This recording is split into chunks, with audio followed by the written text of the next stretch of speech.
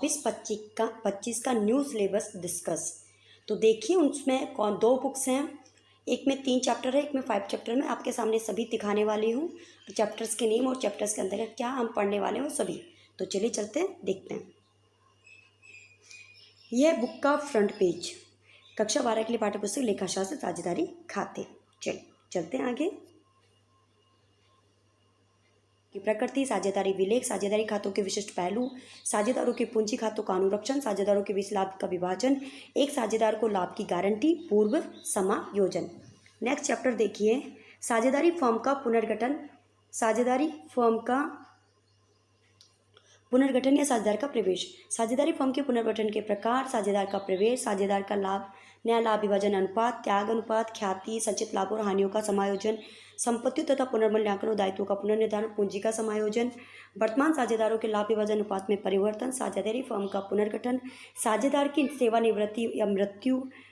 तो इस चैप्टर में आप पढ़ेंगे टोटल साझेदारी फर्म का पुनर्गठन, जिसमें साझेदार की सेवानिवृत्ति होने पर यानी चले जाने पर या फिर मृत्यु होने पर क्या क्या होता है। तो सेवानिवृत्त जो चला गया या जिसकी मृत्यु हो गई है उसको देय राशि का निर्धारण, नया लाभ विभाजन अनुपात, अधिलाभ अनुपात, ख्याति का प्रकार। इसके अलावा नेक्स्ट चैप्टर जो देखेंगे चैप्टर 4, इसी में देखिए संपत्ति। एक मिनट,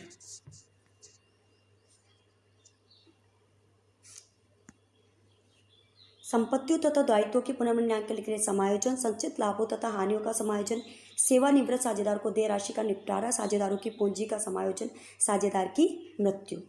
नेक्स्ट देखिए चैप्टर 4।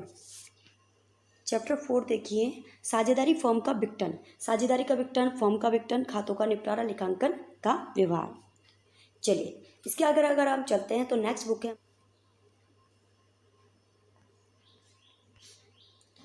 नेक्स्ट बुक है आपकी कक्षा 12 के लिए पाठ्यपुस्तक जो है लेखाशास्त्र कंपनी खाते में वित्तीय विवरणों का विश्लेषण।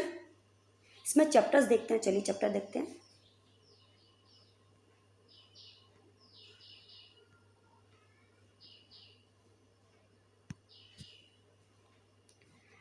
इसमें फर्स्ट चैप्टर देखिए, फर्स्ट चैप्टर है अंश पूंजी के लिए लेखांकन यानी शेयर कैपिटल के लिए कंपनी की विशेषताएं, कंपनी के प्रकार, कंपनी के अंश पूंजी, अंशों की श्रेणियां में प्रकृति, अंशों का निर्गमन, लेखांकन व्यवहार, अंशों का हरण।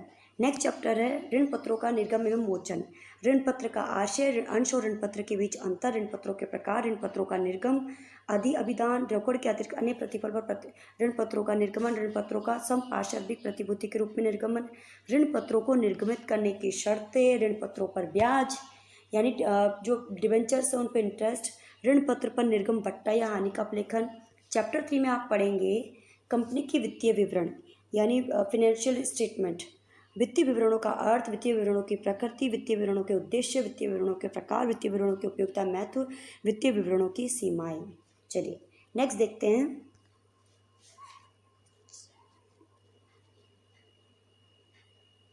चैप्टर 4 है आपका लेखांकन अनुपात। लेखांकन अनुपात का अर्थ, अनुपात विश्लेषण के उद्देश्य, अनुपात विश्लेषण के लाभ, अनुपात विश्लेषण की सीमाएं, अनुपातों के प्रकार, द्रव्यता अनुपात, ऋण शोधन क्षमता अनुपात, क्रियाशीलता अनुपात, लाभप्रदता अनुपात। नेक्स्ट चैप्टर देखिए रोकड़ प्रवाह विवरण।